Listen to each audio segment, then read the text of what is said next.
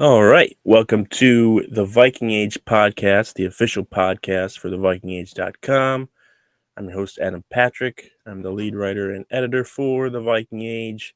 And as always, I'm joined by my host, Chris Schad, who writes for us here at the Viking Age, as well as zone coverage and bring me the news. If you're watching on YouTube, make sure to subscribe and like this video, and then also follow the Viking Age on Twitter and Facebook. All right.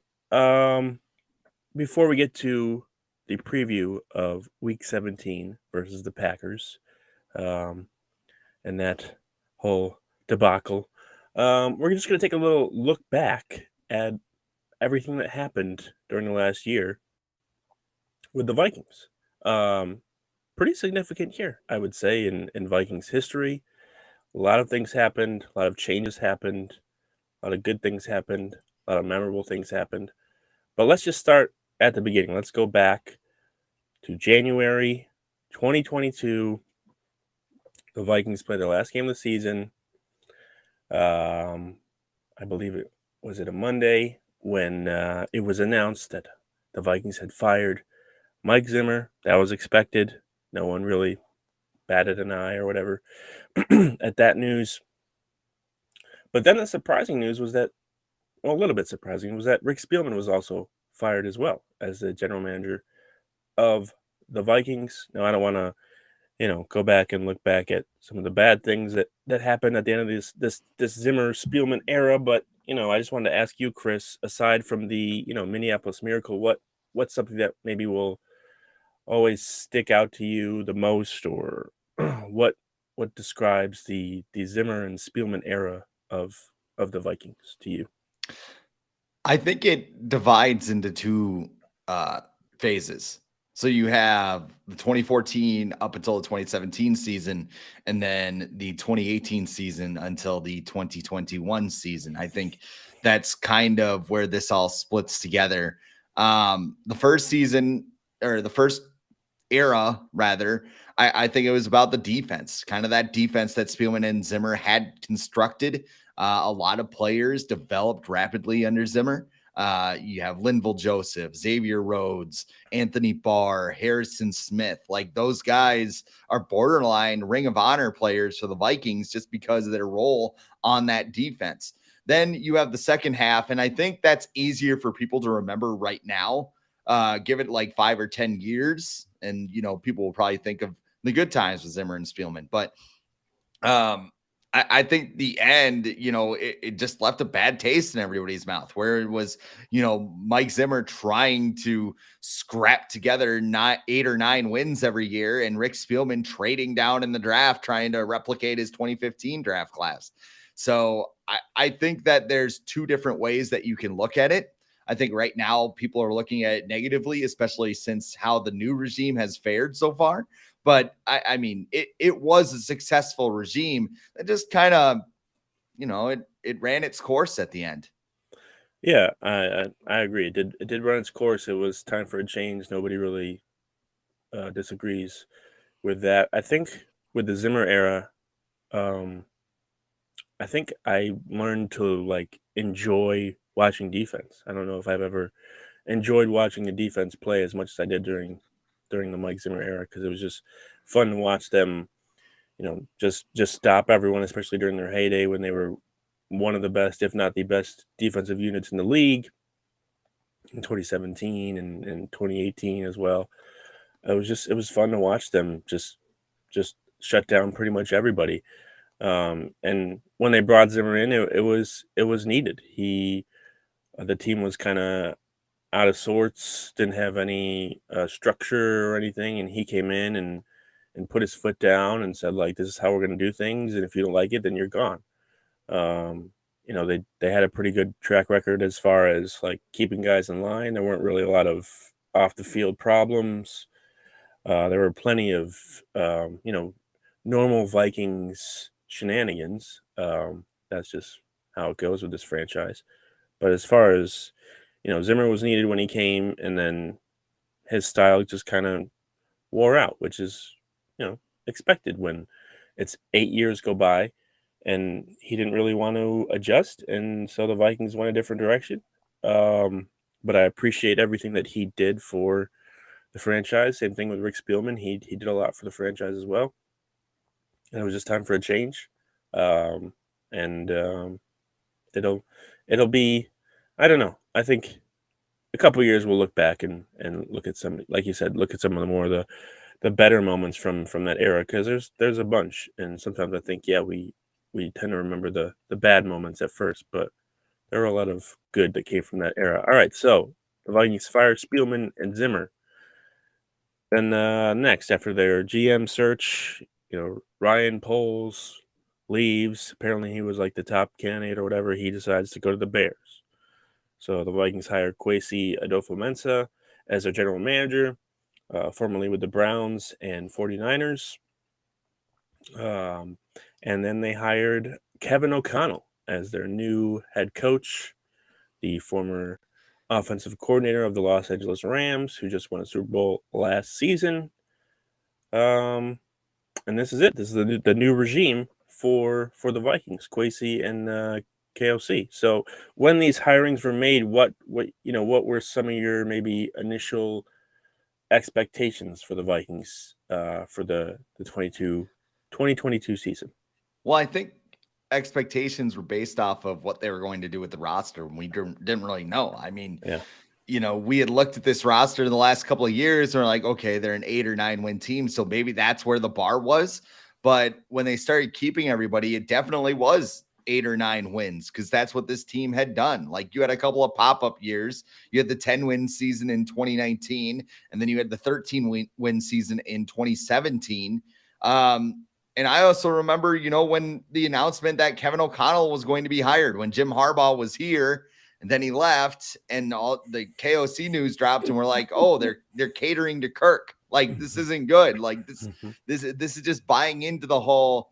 I had put it this way. I had Jesse Pierce of Before We Die and Bar Down Beauties on the Homer Horn podcast, and I said that this is like when you give your kids like a 2-liter Mountain Dew in the basement, and one of them draws all over the other one, and you come back down and you see the mess, and you're like, who's responsible for this? And you go, he did it. It's his fault. It's not that was the Vikings players with Zimmer. Nobody pointed a finger at themselves. They all pointed it at Mike Zimmer. Like, he was the evil cancer that drove this team to mediocrity. And it felt like, getting a player's coach, like they were going to walk all, like, basically I thought they were going to get what Todd Bowles has become, where it's like, yeah, Tom Brady, you want a 2-week vacation middle of the season? Go ahead and do it. Right. Yeah, I mean, it's just kind of weird to kind of look back and say, hey, like it worked. Is there still like I have this feeling where there's like a sliver, there's still like a sliver of something inside me that, wonders what would have happened if they hired Jim Harbaugh. Because it felt like a really good fit. Yeah. It felt like he could have come in and kind of did what Zimmer did, but he's more like a player's coach, and he had a good track record in the NFL with the 49ers, and he was doing well with Michigan. He's doing well with Michigan again this year. Is there still maybe a sliver inside of you that wonders what could have happened, even though we know the Vikings have been successful so far with Kevin O'Connell? Like, what could have happened with the Vikings if they hired Jim Harbaugh? I think they could have had the same success, but it would be a lot more tense. Like, Jim Harbaugh is a player's coach, but he's also very intense. Kevin O'Connell, he's intense, but it doesn't feel like it's, I think, not like drill sergeant intense. Like Mike Zimmer was drill sergeant intense at times. Like, he wouldn't even talk to players who were injured or that sort of thing. Like, Kevin O'Connell, he can be intense. We've seen him have those conversations with Kirk Cousins on the sideline. Jalen Reagor. Just that there have been moments, but most of the time it's just kind of, okay, yeah, let's do it again. Like, he's very laid back. Yeah. And most of the time, if that makes sense. Well, he's from Southern California, so it's kind of the approach. Living out here, I'm very familiar with it, where it's just like, yeah, that's all right. So yeah, I'm always gonna have that feeling of like what would have happened, because I thought Jim Harbaugh was a great candidate. Obviously, the Vikings did not. They were wanted to go in a different direction, and it's proved so far to be the correct choice. But I think let's move ahead to 5 years. Will we still look back at this regime's decision to not blow everything up, kind of like the Bears are doing right now, and look at it as the correct decision, the correct approach for this team? Sorry, what was the question? I I'm zoned out for a second. will we still look at this regime's decision to not blow everything up? Oh yeah, not go right. As, It is interesting, like the alternate universe that we could be in right Mhm. now, right? Where we're kind of skull searching, as Matthew Collar calls it, and looking at prospects and everything else. Yeah, it is weird to think about. And it's like this worked. I mean, we would have a different tone if some people who believe that the Vikings should have 6 wins right now, if they wound up having a 6-win team with this same roster, what would happen this offseason? Like, it would be very interesting to see how Kevin O'Connell would be revered in Minnesota right now and all those other things. Like, if they had gone full Madden rebuild, I think this has been a very long season. Yeah, and it just would have been very interesting to see where they go from here. It's still going to be interesting to see because they have a lot of decisions to make next offseason. We'll get into that in a second. But I think the idea to gut everything, tear everything down, which I was in favor of, because I looked at this team and I said, there's not a lot on this team. Like, why are you extending all these players out and kicking money down the road for a team that's hit its ceiling? Apparently the ceiling was higher than any of us ever thought. So there's that.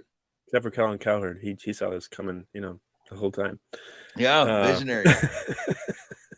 He got one of his 9,000 predictions right. Yeah, I think I don't think the Vikings thought they're going to be this successful this year. Right. And that's not to like discredit their success, but I don't think a lot of people, including the people in that building, thought they were going to be 12-3, number 2 seed, have a chance at the 1 seed still at this point of the season. I think they thought, maybe we'll have a chance to sneak into playoffs, maybe we'll win the North, but not this, or maybe they did. Maybe they were like, we got the pieces. We just need, we needed someone to steer us in the right direction. But yeah, they have a lot of decisions coming up next offseason with some big names like Kirk Cousins, Dalvin Cook, Adam Thielen, Danielle Hunter, Patrick Peterson. Like there's a lot of decisions that need to come, and they got to pay Justin Jefferson, whatever he wants. Just give him anything that he wants. But right now it's easy to say, but I think it will be still the same. It'll be looked at as the right decision moving forward. So, maybe we should trust this regime moving forward a little bit more. All right, let's move into a little bit of things that the Vikings did in the offseason, starting with free agency. They extended Kirk Cousins. A lot of mixed reactions to that. They restructured Adam Thielen. They signed Zadarius Smith. They signed Harrison Phillips. Re-signed Patrick Peterson. Made a couple of other moves. What do you think was the best roster decision made by the Vikings in 2022? I think it was to keep Kirk Cousins. Oh honestly. my goodness. Yeah, I know, it's incredible, right? Because he was the first person I wanted out of the organization back in the offseason, but it wound up working out because everybody's like, well, look at the quarterback. Look at Malik Willis, who, as we're recording this, just got benched for Josh Dobbs tonight. Really? Yes, that actually just showed up on my watch while we were recording. So that could be the Titans just knowing this game doesn't matter compared to next week when they play the Jaguars for the AFC South title, the prestigious AFC South title at this point. I mean, think of all the options that the Vikings had with Kirk Cousins. Like, they could have traded him back to Washington, although I don't think they were interested in that. There was the rumors with the Colts. There was that report that the Vikings had looked into Deshaun Watson at one point. They definitely did their homework everywhere that they could. The Panthers laughing at them. What's that? The Panthers laughing at them. Yeah. We're laughing at the rumor of they might want Kirk Cousins. Yeah. We don't want Kirk Cousins. Why would we want him? Those idiots. I mean, they might win the division still, but Yeah. they Yeah, probably would have rather had Kirk Cousins. Yeah, it is funny. And then to see Kirk, have that opportunity with a coach that supports him, with a coach that tries to make things easier for him, and the team buying into him, like him even buying into himself and his own persona as this kind of dorky dad-like figure who's running an NFL team. Like all of those things have come together, and we're seeing Kirk in this Kirk Chains mold. So I mean, that has been very fun to see. And I think, if they don't keep Kirk Cousins, let's say they draft Kenny Pickett, or I mean, that's the other thing. Like the 2020 draft class, or this draft class in terms of quarterbacks, has just been terrible. Like Kenny Pickett doesn't even look great. Like Malik Willis benched. Desmond Ritter also bad. Like who are some of the others? I miss Matt Corral. Haven't seen him all year. Brock Purdy. Brock Purdy, the greatest quarterback ever. If you flip on ESPN these days. Yeah. I mean, the Vikings would not be where they are without Kirk Cousins. No. And I think I saw yesterday Justin Jefferson hopping on Twitter and kind of like defending Kirk Cousins. I don't think I've ever. And that's wild too, because everybody was looking into his Burrow comments at the beginning of the year. Remember that? Where he's like, yeah, Joe's got more swagger than Kirk does. And he's like, oh, get rid of him. He's going to want to trade. He's going to want to trade to Cincinnati. Now he's like going on Twitter and being like, hey, like chill out with this Kirk slander. And I'm like, oh, okay. Who was that guy, by the way? Like, Channing Crowder. Who? He's Channing Crowder. He was on the I Am Athlete podcast with Brandon Marshall or whatever and Ocho Cinco, and now he's got his own podcast with Ryan Clark and Fred Taylor called The Pivot, and they were just on First Take. So they just bring their buddies on ESPN. Well, it was the holidays, so Ryan Clark brought both of them on, and yeah, didn't he say like something about how it was like Kirk Cousins' fault that they were, they had some weaknesses, and it's just like, have you been watching this at all? Because you clearly haven't. He's got 8 fourth quarter comebacks, which is the most in a single season since Matthew Stafford in I believe it was 2018, maybe 2016, something like that. Yeah. But yeah, I don't know. They'll let any ex-athlete on. Like Monica McNutt is doing sideline reporting for ESPN now. And like her interviews are basically just like, Bams, what you doing? Yeah, you doing this thing. And, which makes me upset because I know people in the industry who are sideline reporters and more talented, but because she was in the WNBA, she has a job. So, well, that's how it goes a lot of times. Let's see. The best move the Vikings made this offseason, I would say. I'd say signing Zadarius Smith. I think he's added not only a good element to the Vikings pass rush, which they needed, but he's just added something to the locker room as well. Just someone that people can turn to as far as a leader, someone who seems to always have a smile on his face, always trying to find like the positive and everything, trying to get a laugh out of everybody. And you need those guys in the locker room, especially when you get blown out by the Cowboys, you get blown out by the Eagles. You need someone like Zadarius to be like, it's all right. We're still gonna, we're playing football. It's still a game. Let's have fun. And he's been a lot of fun. He's been a kind of a breath of fresh air after, some of the darkness of the end of the Zimmer era. He's been a fun guy, and it makes it even better that he used to be on the Packers. So the fact and that the Packers are paying him to be here. Yes, and they don't get to use him. And I think he's just been a really good addition to not just the field, but in the locker room as well. All right, what was the worst move by the Vikings, roster move by the Vikings in 2022? I think I know what you're going to say. But I would say it's extending or giving Adam Thielen a raise because I don't know, that Saturday. And I know they're taking him off the field to manage his snap counts. That's fine. He had 1 catch for 6 yards on Saturday. Yeah. And he ran a bad route on that 4th down. And like he was open all day. He, according to him, probably. Did you see the clip? Like 7-Eleven. No, I didn't actually. on their what's it called? Not Sounds of the Game, but like Field pass. yeah, Field Pass. Yeah, I haven't Keenan watched this McCardell's week's going. yet, but He was going over like the sheets or whatever, maybe the film with Justin Jefferson and Thielen. He's like, Keenan McCardell was like, "You guys are open all over the field. Is that what you're telling me?" And Adam Thielen's like, "Yeah, I've been telling you." And I'm just like, I don't think you are. Maybe, but probably not. So I've said this before, and this is just kind of my personal opinion. Like, it feels a lot like Zach Parise in the yeah, Wild, where it's just like you have a guy who's a hometown guy, and probably Adam Thielen's probably a great human. Like, from what I've heard, people that work for the yeah. team probably fine. It just rubbed me the wrong way. The video where he's like, "Yeah, can't get rid of me yet, guys. We wanted to clear cap space, and everybody's talking about a restructure, and I'm getting a raise." And then he comes out and has his worst performance in terms of yards per route run in his career. I think is 1.1 something right now, Yeah, which is yeah, not good. Like, that's yeah. replacement level. So I don't know. I mean, especially when you look at next year with how much money he's making, what happens? Do they go to him and go, "Hey, like, we get it. You're from They have to. Minnesota. You have to have that conversation with him." And Cannot. he goes, "No, I'm taking my money. You gotta let him Okay, go. You he gotta let him cannot. go." Yeah, he Or cannot something. have. You cannot 'Cause pay him $20 million next year. and You look cannot. at all the stuff you have to do next year. This is kind of what I was alluding to.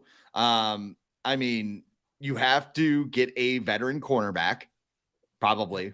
You have to get a deep threat receiver. That's probably Yep. going to be something you go to free agency for. Something you Or want draft. Adam Thielen to be. And then what do they do at center? Do they pay Garrett Bradbury on a short-term deal? Do they go Yep. get a center? You have to re-sign Patrick Peterson, Zadarius Smith. Like, you need to find money. And right now you're $6 million over the cap for next year. You're $12.5 million if we throw in draft picks and all that other stuff that the Vikings have to do. I mean, that is the one contract you got to open up the books and go, "This ain't gonna work, man." Bye. And maybe Adam Thielen's going to be like, "Yeah, okay, I'll take a big cut because I want to stay in Minnesota." There are players who do that, but after what happened the last time, I'm not sure that's going to happen. So Yeah. honestly, he's been my most disappointing Viking of 2022, Is as this the Adam Thielen. is this So the Walter Payton Man of the Year curse? Had it with what, Kyle Rudolph, did they make and a video with Adam Thielen though? they did. They showed him like doing his charity work or whatever. I think they followed him one day, and they had Yeah, a bunch they of they people like learned talking their about they him. learned their mistake with Yeah, Rudolph. They're they didn't like, do like the letters. wow, we can't let him go now They didn't because do the letters thing that went yeah. viral and all that stuff. Yeah, they didn't do that. They got a little bit smarter. The worst roster decision. Um. Hmm. I don't. I would go with I'd go with Thielen. I think it's time for him to go. Uh, this is a little later, but trading for Jalen Reagor. Yeah. Looking back on that, he's got what 4 or 5 catches this year, and he gave up some draft picks for him. But he's got those No, thighs, man, and those yeah, quads. you needed a punt returner. I understand that he's been okay, but would Naylor really have been that much worse if he had the same role as Reagor? And Reagor, who apparently doesn't want to. We're learning why Reagor has been a first round bust. Right. We didn't get a real close look at it because he was with the Eagles, and not a lot of Vikings fans watch Eagles games, which can't blame them. And we learned, especially during the Colts game where Kirk's 2 interceptions were all of Rager's fault. He ran a different route than he was supposed to on the first one, and then he didn't finish running his route on the second one. So, and then he got no offensive snaps against the Giants. So, I think he's probably on his way. It reminds me of it's like the Chris Herndon trade of this year, where Vikings gave up draft pick for Chris Herndon last year. He had like 4 catches. Kind of similar thing with Reagor this year. It was, but sometimes that's how things go. You take a chance on a guy and you hope things work out. It was pretty low risk move, but not a good one. Not a good one.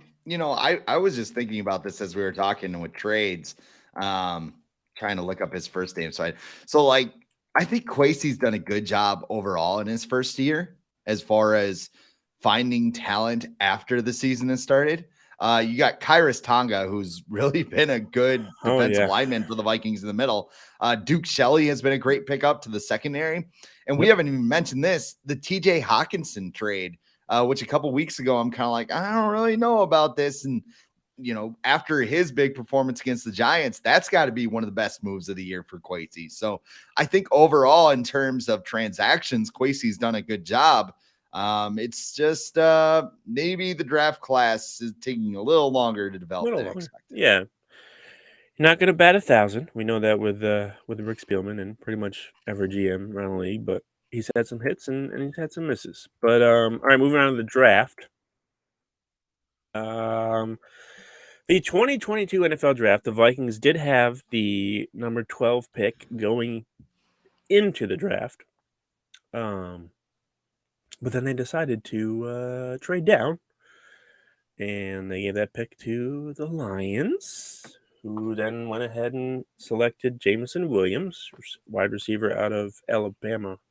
I believe he went to Ohio State, but then transferred to Alabama. And then the Vikings drafted former Georgia safety Lewis Seen, who was a little slow to pick up the Vikings defense. I think a lot of us assumed he was going to come in and be a starter. That was not the case. He played mostly special teams, and then he had that freak injury against the Saints where his ankle snapped in half. Seems like he's on track to play in 2023, but we're not going to see him again this year. And of course, you have Andrew Booth in the second round, Ed Ingram in the second round. Just looking back, should the Vikings regret not using their first round pick to draft a wide receiver? So I looked at some of the receivers that came out in this year's draft. I mean, some of the guys the Vikings didn't have a chance to draft, like Drake London, Chris Olave, and Garrett Wilson. I think if they wind up with one of those three, the answer is absolutely yes. But that would have required a trade up, and the Vikings wanted to trade down and get in the sweet spot of the draft. The Scene pick, we're going to find a lot more about it next year, I think. Yep. Everything that I've heard is that he's a hands-on learner as opposed to a classroom learner. So maybe if he gets on the field, he gets some reps, he's going to be a little bit behind. Where does that athleticism, come into play? Does he still have it after breaking his leg in the fashion that he did?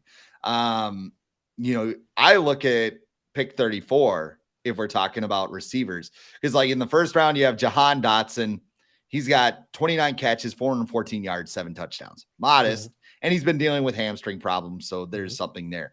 Treylon Burks, that would have been bad. You had the asthma thing at the beginning of the year. And then, he had a couple of good games, but now he's hurt again. You're probably having red flags about that. Christian Watson at 34, the Vikings trade down a second time to let him go. I know he had that touchdown barrage. And could be a deep threat that this team needs right now. He's been hurt a lot this year, though. He's hurt again now. Yeah. He's in that same thing. I mean, otherwise, there's not much there in terms of wide receivers. Pickens, like George Pickens, maybe. Yeah. I have the list here. Tyquan Thornton, Wan'Dale Robinson, who's like 5'9" and 165 pounds. And shocker, he's hurt. John Mechie, unfortunate because he got cancer. George Pickens, Alex Pierce, okay. Sky Moore with 2 Ys. Velus Jones Jr., Jalen Tolbert, David Bell, Danny Gray. Those were the day 2 receiver picks. Yeah. Not great. Nope. So when you look at it that way, I mean, yeah, the Vikings could use a receiver, but like even Jameson Williams, he hasn't helped the Lions out much. He's like a 20% snap count. Just against the Vikings. Yeah, just the one. And his touchdown happened because the secondary didn't know what they were doing. Cam Bynum. Yeah. Cam Bynum. Next Tom Brady. Yeah. So that was a banger of a quote. I forgot about that. I'm going to go back. There's a lot of things I was looking back and I was making this outline where I just totally forgot like what happened, like the JC Treader stuff. Yeah. How everyone was obsessed with signing him this offseason. Like there was just a lot that I was like, oh wow, like either it was like bad or I was just like, oh, I totally forgot about that. But yeah, Hiring Nathaniel Hackett. oh, whew. That was look, he's really nice and he's fun and he's the There were anti-Zimmer and there were like a he's lot of really like positive all the there were a lot of time. smart people who cover the Vikings that were like, oh, he is a very good candidate, and you know what? Yeah. Maybe he can be a good head coach. He probably never will be able to do it again because of Yeah. the disaster that was. But if he didn't have to deal with Russell Wilson, if he was given an opportunity like Kevin O'Connell, like if he was with the Vikings, I don't think it would have been as much of a train wreck as it was with the Broncos. As soon as they traded for Russell Wilson, expectations went sky high, and I just don't think that team had enough talent to meet those expectations, especially not a quarterback. We found that out. And a big reason why I think he was hired was because the Broncos wanted Aaron Rodgers. And they Yeah. figured if they hire, his OC, Aaron Rodgers would come he's with gonna him. go. And then he didn't, Yeah. and they're like, okay. We're not gonna take the questionable quarterback. We'll just trade for So Russell Wilson. He's yeah, safe, I right? kind of feel bad for Nathaniel. He had to be fired because they can't get rid of Russell Wilson because he's just got so much dead cap on his contract right now.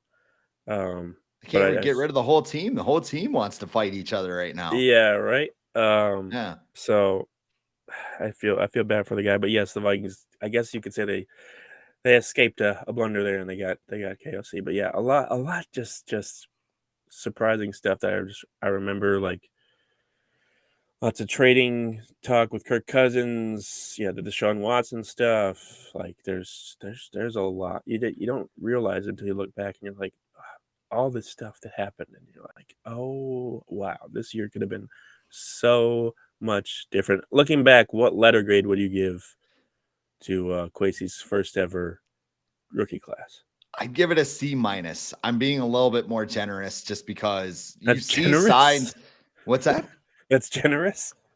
I think so because I mean look at so you didn't get anything from Scene and Booth this year, Right. right? Ed Ingram leads the league in pressures still, and he's been a Yeah. lot Yeah. better in recent weeks. Yep. But at least he's starting. At least he's Yep. contributing. Yep. Like he's had good weeks where you're like, I could see this working. And he's had other weeks where you're like, oh my God, this is a train wreck. But I mean, the thing is, he's on the field. Brian Asamoah now is getting on the field, and he's looking like he could be a contributor. Mm-hmm. Caleb Evans looks like he could be a solid corner. Let's see what happens with Scene and Booth next year. I think I have more faith in Scene than Booth from what I've seen. But I mean, give them some reps. Hopefully they stay healthy and maybe they start to get it a little bit more.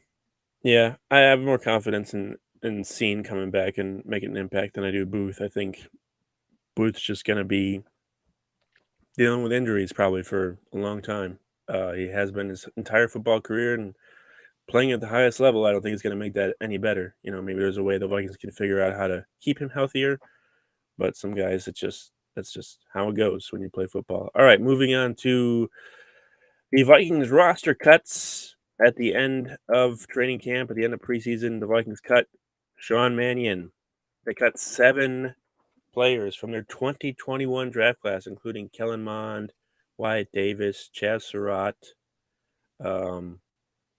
As I mentioned, they traded for Jalen Reagor. So, looking at the moves they made, how the roster shaped up.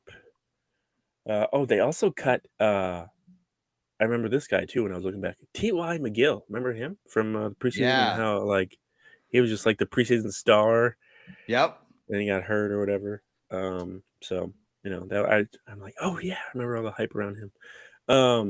So how did you feel about the Vikings' chances heading into the regular season with everything that happened, hiring KOC, the draft, the preseason, the roster shaping up? Just how did you feel about the Vikings before the regular season even started?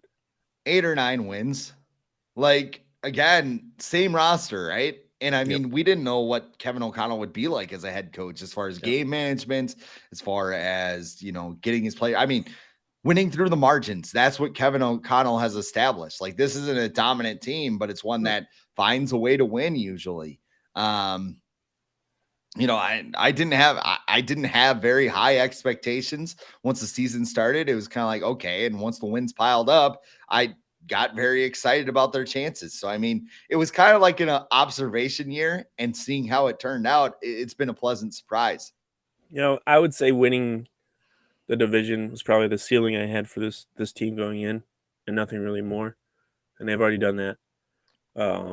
And that might be the only thing that they do. So, it might meet my expectations. I didn't expect them to win at least 12 games. I don't think anyone other than Colin Cowherd really did expect that. I think we all were it was just a wait and see. It was just like, we don't really know what to expect. Like, it's an offensive coach. He's positive. Guys seem happy. Will Kirk Cousins be able to adjust his playing style and not be so conservative and not care about his stats? And it's worked out. I would say very well. So looking at this season, the Vikings got off to an 8-1 start to begin the 2022 season. At what point did you realize the Vikings were going to be a contender this season? I think it was the Buffalo game. Like 7-1, you're still kind of like, well, they played a lot of backup quarterbacks and that sort of, which if you look at the string of quarterbacks they did wind up playing, I mean, most of them wound up being the starter the rest of the year. Yeah. Like, the Tua game, everybody's like, well, he didn't play Tua. Tua looked great on Sunday, but then again, he might have been concussed in the second half. Mm-hmm. I think it was the Buffalo game, because you're just Yeah. like, wow, this team, like, that's a team where they just tuck their tail between their legs if they're coached by Mike Zimmer. Mike Zimmer probably has a highlight reel at halftime of like everything they did wrong and like screams at them. Like the Colts game too. I mean, I didn't get to experience the Colts game live, obviously.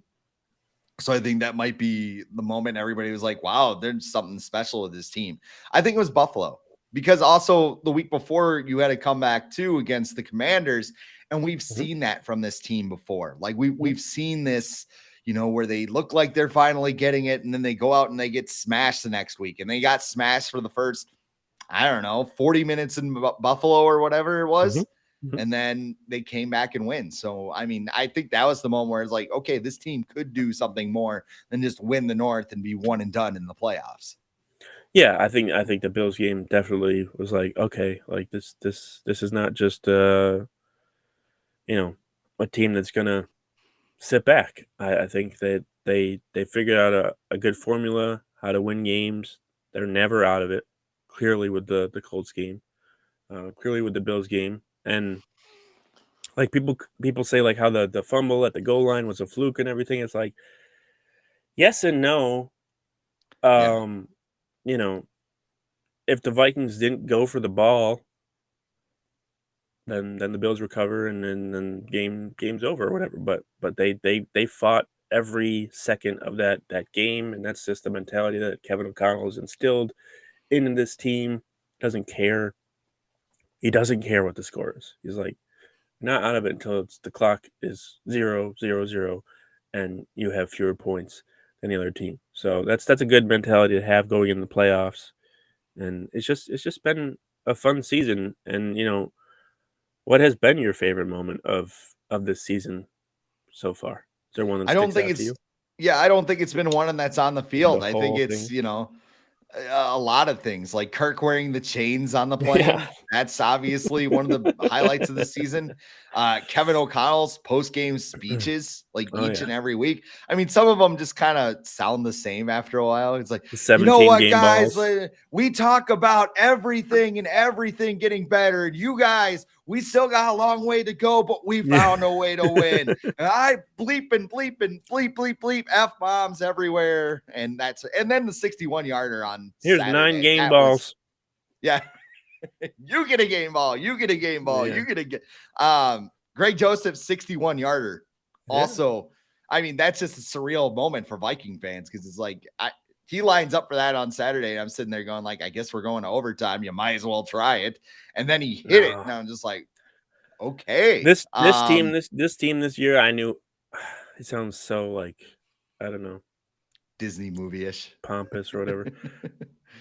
I feel like he's gonna make it. Just the way that this team's played this year, everything that's gone their way, it felt like luck's been in their favor with Kevin O'Connell on the sidelines, and I was like, he's gonna make it. He's gonna make it. Yeah, there's been just I don't think you can really narrow it down. I think you can just say like the moment has been the entire season because there's just been so many. There was like the double doink in London. There was beating the Packers in week 1 with Zadarius Smith talking trash to Aaron Rodgers. There was, the 61-yard field goal. There's beating the Bills. There's the comeback against the Colts. There's Kirk Cousins' return to Washington, and the crowd saying you like that after the Commanders went ahead, and him being like, okay. So there's just been a lot of moments that have made the season very enjoyable, regardless of how it ends. I think that's what some of the critics that like to this team shouldn't be good. It's a fluke. They're frauds. It's like we're just trying. We're after the last few years, we're just trying to enjoy this. Like this is fun for Vikings fans. This is fun for the Vikings. Like let us enjoy this. And also, why do we keep calling them frauds and not being like they're defying the odds? Why is the first thing we jump to they're frauds instead of like they're doing the unthinkable and beating the odds. That's never what people like to say. Immediately they're frauds, but whatever. It's if it's fraudulent, it's still fun. It's still fun. Fraudulenta. You know what? Yeah. I want somebody to film Peter Bukowski telling his kids that Santa Claus isn't real, because I think that would just be a hoot. Just like, let me tell you something. I am Santa. I make the gifts. I have everything. Look at all this data I have. Look at all this data I have to show you why Santa Claus is Santa. not real.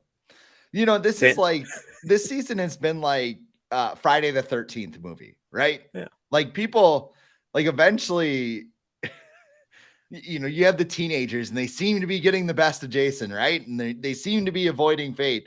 And then they hide in the room full of machetes and meet their doom. And like Jason wins, right? He just goes on to the next neighborhood and kills the next group of unsuspecting teenagers. That's what the Viking season is like. And people tune into Jason movies, not to see the kids overcome and beat Jason, just to see how they're going to get killed off. So, I mean, and you know what? Yeah.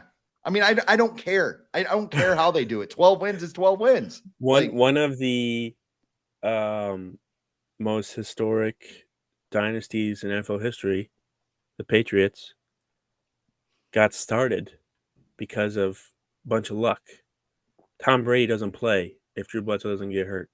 Yes. The tuck rule game, that doesn't, that luck. They beat the Rams by a last-second field goal. Like, that's just how things go. That sometimes that's how teams win, and you learn to be better in the future. But like, there's a lot of times where teams have just gotten really luck or had luck in their favor, and it's not as much. It's also not like 1,000% luck. There's a reason why the Vikings have been in these positions. There's a reason why, they've been able to pull ahead in these games. It's because they're smart, they're talented, they're gonna try and outwork you no matter what. Their coach has the most confidence in them in the world. Like, it's just how it goes sometimes, and it doesn't all have to make sense. Like, we keep trying to be like, oh, blah blah blah blah blah. Like, it doesn't have to make sense. It just is how it is in the NFL. Your record is what you are, and that's it. And some people don't like it, but sorry, that's how it goes. I'm looking at last year's Green Bay Packers. They had 6 wins by 1 possession. Should they have those back? I don't know. Yeah. Like, I like this is gonna sound very Jim Irsay like. I like the fact that they're not scared in 1 possession games. Think of the last couple of years. Like, it's just like the teeth clench. Kirk's not doing the teeth clenching thing anymore, is he? Because he knows, he's like, all right, all I got to do is throw it to Justin Jefferson or throw it to TJ Hawkinson. Like, his life is a million times easier because Mike Zimmer isn't there anymore. And they're comfortable. They laugh. I explained it a couple weeks ago, like in this fashion. Like, Bret Hart and Mick Foley were 2 different wrestlers. They had 2 different styles, right? Bret Hart was all technical excellence of execution, all that stuff. 5-time WWE champion. Mick Foley, barbed wire, thumbtacks, exploding C4 death matches, steel chairs, everything else you can imagine. He was a 3-time WWE champion. There's more than one way to get things done. Are the Vikings going to win the Super Bowl? Probably not. But I think that the Vikings can get there, and they haven't done that in 50 years. So and listen, their ability to come back, win one-score games. How do you think that makes their opponents feel every week? They're like they have to try and they start overthinking things. They start trying to make more plays when they probably should just try and run the clock out, and it leads to them making mistakes, and the Vikings take advantage of that, and they come back. So, they came back from 33 points down. There's no more leads that any team can have for the rest of the year where the Vikings are going to be like, we're out of it. There is not a lead. Yeah. Even if they were playing the Cowboys and they're down by 20 at half, the Vikings are still going to come out in the third quarter and be like, we can win. We've done this before. Why can't we do it again? So I think it has an impact on. The Cowboys is really the only game that I've watched and been like, yeah, they're totally out of it. Like this is done. It was, and maybe the first half against Indianapolis, but like you said, they came back from that. They're like, okay, we're down 16. Okay, let's go out there and score some touchdowns. Yeah. So it's a crazy year, and it doesn't always have to make sense. So, all right, let's move on to Week 17 against the Packers on New Year's Day kickoff, 3:25 from Lambeau Field. FanDuel currently has the Packers favored by 3. Whatever. It has. You know what? Don't want to play this game because the last time they've done this, the Vikings have just gotten smashed. So a lot of it has to do with the Vikings playing one-score games, and Vegas just doesn't want to. They don't want to lose money on this team, and they're trying to figure out which side, if they convince people to bet one way, which side is going to make them the most money. And right now they're like, oh, well, the Vikings can win, so let's bet on them. And then the Packers win, they win money. Or if people think the Packers, and it's a lot. I've learned this year more than any that Vegas odds aren't really the true, it's not a true indicator of which team should win. You got to look at other things like the ESPN forecasts or 538 and stuff that better predicts which teams are going to probably come out with a win. All right. So the Packers are favored by 3. The over-under is 48.5. The Vikings will win on Sunday. Got a Sunday game now for once. What happens? Well, if you ask anybody in the national media, they won't, because the Packers are just going to roll. That's another thing that bothers me. It's like, why are the Packers all of a sudden everybody's darlings? It's like you beat Justin Fields, you beat a concussed Tua Tagovailoa, and you beat Baker Mayfield, who has his current playbook for 2 weeks. And on that Peter Bukowski rant, he's like, well, the first game wasn't as close because of the Packers. Christian Watson dropped a touchdown, and they had a drive stall. They had a 4th down, 4th and goal, cover Justin whatever. Jefferson. Okay, that's another thing. It's just kind of like, hi, Mike Zimmer. Why don't you make a PowerPoint about it and tell everybody about how it's not your fault? You need to make the plays. You need to make the plays to win. Yep. So let's keep it simple here. The Vikings will win if they make the plays needed to beat the Packers. If they score more points than the Packers, they'll win. Exactly. It's just, it's just like somebody had a heater at the blackjack table, right? You're not going to sit there and let's say you're up $500. You're not going to pull out most times and be like, yeah, I'm good. Yeah. You're going to let it ride for a couple of hands first, right? That's basically what the Vikings are. They're on a heater right now. Does their luck run out? Probably. But for right now, it's just house money at this point. So I think, it's about making the plays. It's about making those fourth quarter plays. And I mean, I'm not afraid of the Packers. I'm not this whole idea that thgoing coming back from the dead and they're winning. They're just screwing over their draft possession. They have basically switched positions with the Vikings, where now they're not going to get a quarterback. Don't tell me about Jordan Love either, because even if he is your starter next year, you have to pay him. And that defeats the purpose of taking a quarterback in the first round. So, Yeah. I think this is the Packers Super Bowl. To quote Packers fans, Yes. this is the Packers Super Bowl because they're not making the Super Bowl this year. Um, so they're hoping, and you know what? A lot of them are like, oh, if we beat the Vikings this week, then we'll get in the playoffs and we'll play them again, and then the playoffs. I'm like, actually, go ahead and beat the They Vikings this can't. weekend because if you beat the Vikings, then you know what your reward is? You get to play the 49ers, who, you've done very well against the last few years. So go right ahead and beat the Vikings. Um, but to get a little more, detailed, the the Vikings will win if they find a way to run the ball effectively because the Packers' run defense is one of the worst in the NFL, and I think that kind of got away from the Dolphins last week. They did really well in the first half running the ball. Then for some reason, the second half, they were like, let's just have Tua throw interceptions all second half.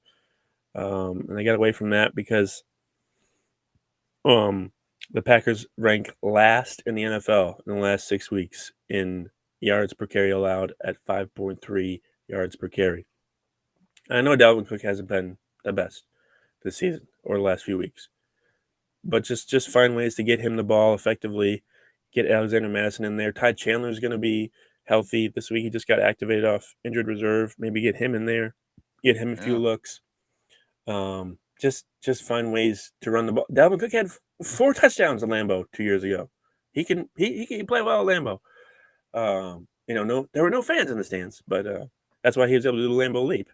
But get Dalvin the ball, and I think good things will come of that for the Vikings. The Vikings will lose on Sunday to the Packers if what happens. Their defense doesn't make the key stops. Um, you know, like the Packers, I have a hard time taking the Packers seriously in this game. That could be a quote that bites me in the ass come Monday morning, but Yep. I mean, they're talking about getting guys back. Like Christian Watson, if he doesn't play, what it's Alan Lazard, it's Romeo Dobbs. Like Romeo Dobbs is nothing more than a souped up Marquez Valdez-Scantling. Like he's not this franchise game changer that the Packers thought he was in preseason. We want to look at bad preseason takes. We can go back and find the receipts from preseason games there. Also, Packer fans after Christian Watson got hurt in Buffalo. Also, some interesting receipts to dig out there. But it's like, okay, well, we could get Christian Watson back. Okay, good player. We could get David Bakhtiari back with 2 bad knees. Okay. I mean, like the defense is going to be key because Matt LaFleur knows what Kevin O'Connell wants to do. They were both bred at the altar of Sean McVay. I don't know. That's the other thing. Matt LaFleur's shine is kind of worn off. Like he just looks like the guy who's just been kind of riding Aaron Rodgers, and now he's just kind of like, I don't know what to do. I don't know what's happening. We're losing. What's going on? Defense.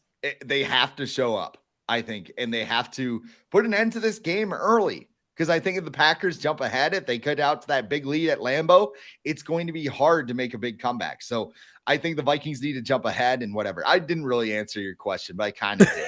He said defense. If their defense doesn't, take care of business pretty much. Right. I actually think that the fact that this game being played outside is more to the Vikings' advantage because I think if it was inside, I'd worry probably a lot more about their defense because Daniel Jones just passed for 300 yards against their defense. So, forced turnovers like they've been doing the past few weeks.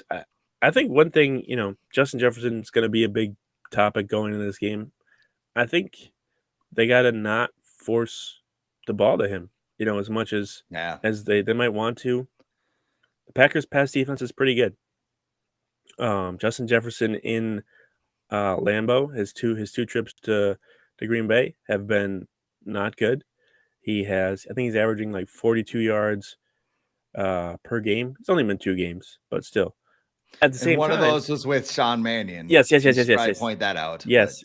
Very good point. Very good point. At the same time, on the road this year, Justin Jefferson has been ridiculous. He's averaging like eight catches, 139 yards on the road. So if he's open, give him the ball for sure. But some of these, that's where I think the Vikings can get in trouble because this Packers pass defense is not, it's not the Giants, it's not the Patriots or whatever. It's like they're pretty decent. So they're gonna take advantage of some bad throws that Kirk Cousins might have, and you don't want to give the Packers easy chances because they're not good on third down. They're not good in the red zone. So don't give them easy chances that Aaron Rodgers is gonna take advantage of. He's too smart. He may not be playing his best football this year, but he still knows how to take advantage of teams. And I want to see more, like you said with the defense. I just want to see more aggressiveness that they've shown the last few weeks, where they've sent Patrick Peterson on a blitz, they've sent Brian Asamoah on a blitz. Brian Asamoah is getting more snaps to be in coverage. Like I need to see more aggressiveness from this team to get a win. So, final score prediction for Sunday. Once I'm again, gonna break my rule here okay. because Uh-oh. this will be the week that they have one win by more than one possession, and it's against the Green Bay Packers. I'm doubling down. 31-17 Vikings. Oh, wow. I think that the Packers, if Watson doesn't play, I don't know. What are they going to do? Are they going to make right with Aaron Jones? Like, I don't know. I watch this team and I'm not convinced. I'm not convinced. You shouldn't be. So, they're not good. They're not data good. says they're not good. The data, the most important piece of data out there is the standings. And the standings say Packers not good. They're probably not going to make the Packers and Lions is going to be like a winner goes home, like winner leaves town match or loser leaves town match. So I just hope it's the same thing that Viking fans experience, like Vikings Bears last year, where it's like this doesn't matter, like none of this matters, and I don't know, maybe Aaron Rodgers can throw for 4 touchdowns and do a gritty, or something. I don't know.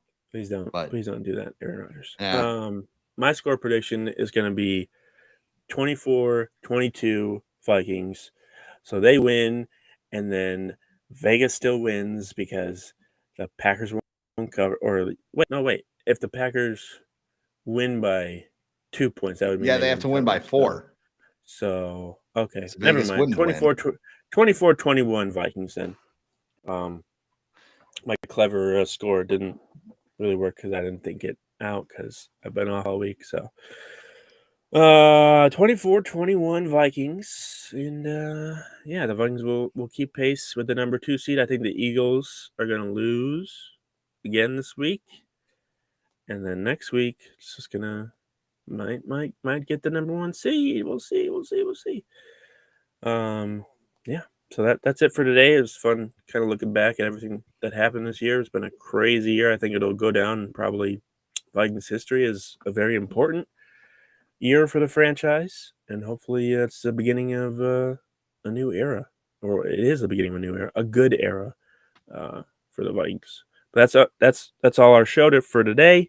We will be back next Monday or Thursday, not sure, because it's supposed to be off on Monday, but we'll see how it goes. Because it's the new year. Happy New Year, everyone. Happy early New Year. Happy holidays. If you're watching this on YouTube, make sure to subscribe and like this video. Make sure to follow the Vikings on Twitter and Facebook. And the audio version of this podcast is also available on Apple Podcasts, Spotify, iHeart, wherever you get your podcasts. But until next time, Chris and I will talk to you later.